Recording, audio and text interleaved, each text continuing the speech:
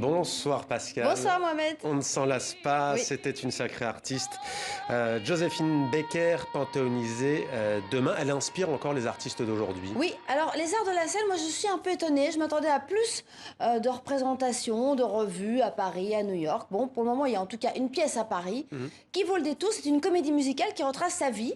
L'œuvre est écrite par Xavier Duranger et on retrace sa vie avec à la fois des tableaux chantés, dansés, etc. Et alors regardez l'actrice qui incarne Joséphine Baker, elle lui ressemble vraiment comme deux gouttes d'eau, non seulement physiquement, mais aussi son corps, sa gestuelle, ses grimaces, la manière dont elle danse. Elle a vraiment travaillé beaucoup. C'est son premier rôle, elle s'appelle Clarisse Kaplan. C'est son premier rôle, je pense qu'il va faire date. J'imagine que ça va être repris parce que la pièce est vraiment originale. C'est au Théâtre de Passy jusqu'au 2 janvier, si vous avez le temps. Jusqu'au 2 janvier. Oui. Joséphine Baker qui inspire aussi les arts graphiques, Pascal. Oui, alors, la piscine qui porte son nom, vous la connaissez, une piscine qui est aussi originale que la personne qui lui a donné son nom, puisque c'est la seule piscine, vous le savez, à Paris, sur la Seine.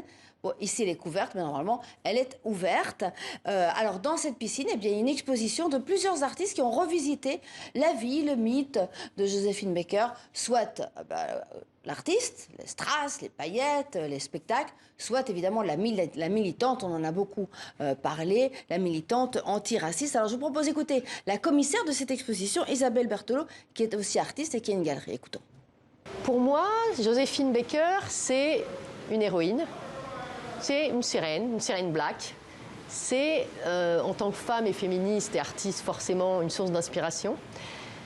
Parce qu'elle a vraiment incarné quelque chose d'à la fois très inattendu, venant d'un milieu très pauvre, très discriminé, où elle avait zéro chance, a priori, d'avoir cette trajectoire, et où elle a réussi un parcours assez éblouissant, tout en gardant la légèreté, la fantaisie, l'irrévérence, en ajoutant le courage quand même, mine de rien, pendant la résistance, et une volonté, je pense aussi, d'être libre, d'aimer, de faire, de créer, qui était d'une vitalité incroyable.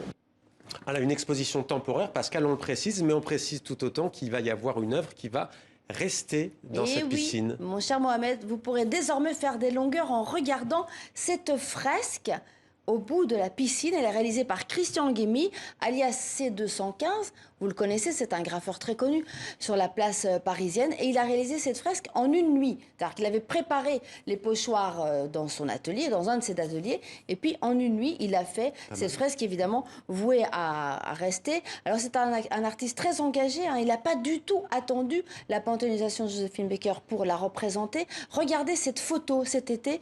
Il a installé cette œuvre dans le 13e arrondissement, tout près de la place qui porte son nom, la place Joséphine Baker. Vous savez qu'il y a beaucoup de places, de piscines, de rues, et dans le cadre de la panthéonisation, l'Élysée a souhaité notamment donner le nom Joséphine Baker à une station de métro. Je crois savoir que c'est la station de métro près de Bobino, le théâtre où elle a évidemment beaucoup joué. Alors regardez cette deuxième œuvre. Il était la semaine dernière le même graffeur aux États-Unis, à Saint-Louis dans le Missouri, la ville d'origine, de naissance de Joséphine Baker.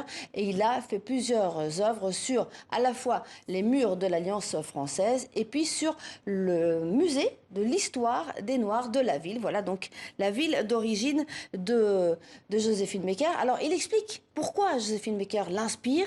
Écoutez ce témoignage qui est très personnel et très poignant. J'ai été orphelin très tôt, à l'âge de 5 ans, et il s'avère que quelques années après avoir compris ce qui m'arrivait, j'ai vu un documentaire sur elle et j'ai vu en tout cas la générosité qu'elle a pu déployer à accueillir ses 12 enfants et à dilapider sa fortune pour les accueillir dans un château. Ça m'a toujours bouleversé. Même enfant, ça je l'avais compris que c'était une personne extrêmement généreuse. Et par la suite, j'ai découvert évidemment l'artiste qu'elle était. Puis j'ai aussi compris qu'elle avait été une résistante. Et enfin, récemment, j'ai pu m'apercevoir qu'elle avait un engagement non seulement antiraciste fort aux côtés de Martin Luther King, mais un engagement théorico-philosophique autour de l'universalisme. C215, voilà, un témoignage très fort. Pascal, demain, on vivra l'événement en direct sur TV5 Monde. Vous y serez donc pour ce jour qui restera dans l'histoire de France. Joséphine Baker qui sera panthéonisée.